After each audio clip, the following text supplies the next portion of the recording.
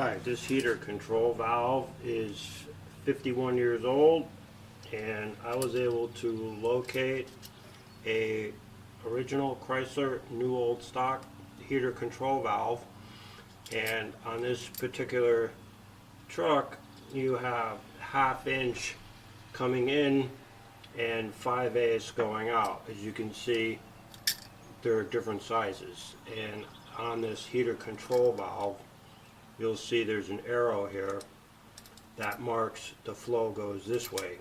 So some of these are 5/8 in, 5/8 out, 3/4 in, 3/4 out. So you have to watch to see what these sizes are. If you purchase a vehicle and somebody had already replaced the heater hoses, they may have put 5/8 and 5/8, which was the case with this.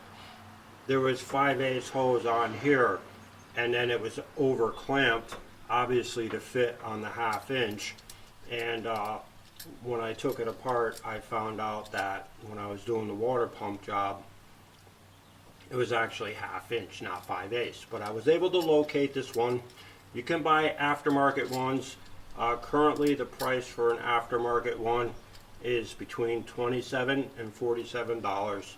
This one here, as an original Chrysler, was $94, so that wasn't bad because it's an original Chrysler part. So we're going to go ahead and put this in. All you have to do is just take off these two clamps, slide this off, the cable off, slide the cable on this one, put the hoses on, and tighten the clamps up. It's that simple. This bolt up here, you can use a flathead screwdriver, or it's a 1/4 inch socket.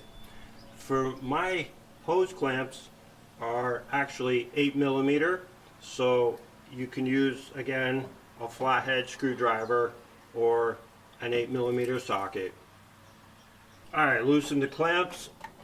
I slid the hoses off of the original valve, as you can see, and when I did that I held this up so I wouldn't have a lot of leakage here, and really not a lot of coolant came out. So then I'm just going to slide these clamps back on here, tighten these up, put the cable in, tighten that up, put this on here, and you're done.